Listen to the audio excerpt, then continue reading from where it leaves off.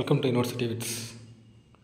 டே friends, நம்ம இன்றைக்கி எதை பற்றி பார்க்க போகிறோன்னா, டீச்சர்ஸ் ரெக்யூர்மெண்ட் போர்டு டிஆர்பி போர்டிலேருந்து ஒரு ஆடண்டம், அதாவது second grade teachers TET paper 1 pass பண்ணி இப்போ எக்ஸாம் எழுதி ஆன்சர் கீ மற்றும் ரிசல்ட்டுக்காக வெயிட் பண்ணி கூட இருக்கிறவங்களுக்கு ஒரு குட் நியூஸ் வந்திருக்கு.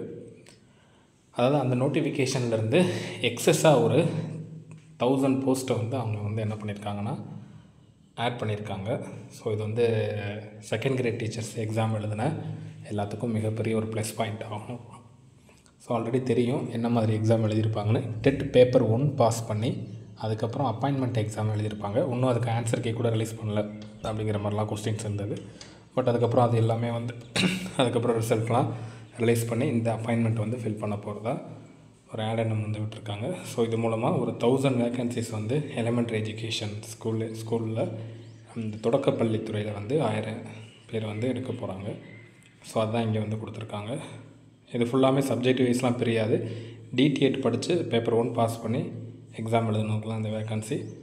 ஸோ இது அவங்களுக்கான வேக்கன்சி எப்படி கொடுத்துருக்காங்கன்னா, அந்த கம்யூனிட்டி வைஸ் கொடுத்துட்டாங்க டைரெக்டாக அப்படிங்கிறத நீங்கள் பார்த்துக்குங்க. ஸோ ஃபைனல் கட் ஆஃப் வரும்போது நிறைய பேர்த்துக்கு எக்ஸஸாக சான்ஸ் கிடைக்கும். ஸோ டிஆர்பி போர்டு ஏதாவது பண்ணணும் அப்படிங்கிற விஷயத்தில் கவர்மெண்ட் ஏதாவது பண்ணியே ஆகணும் அப்படிங்கிற ஒரு கண்டிஷனில் இருக்கிறனால சில விஷயங்களை பண்ணிக்கிட்டு இருக்காங்க. ஏன்னா இந்த 4 வருஷம் இவங்க ஆட்சி பண்ணி இது வரைக்கும் எதுவுமே அவங்க பர்ஃபெக்டாக பண்ணலை. ஆட்சி முடிய போகிறதுனால சில விஷயங்களை பண்ணிகிட்டு இருக்காங்க.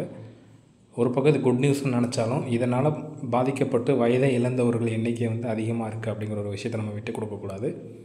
ஸோ இருந்தாலும் அரசியல் விளையாட்டுக்கள் எந்த அளவுக்கு படித்தவர்கள் வாழ்க்கையை விளையாட கொண்டு இருக்குது அப்படிங்கிறதையும் தெரிஞ்சுக்கணும். இருந்தாலும் நம்பிக்கையோடு காத்துருங்க. கண்டிப்பாக உங்களுக்கான அரசு பணி கிடைக்கும். வேறு ஏதாவது அப்டேட்ஸ் வந்ததுன்னா நம்ம சேனலை ஃபாலோ பண்ணிக்கோங்க. தேங்க்யூ.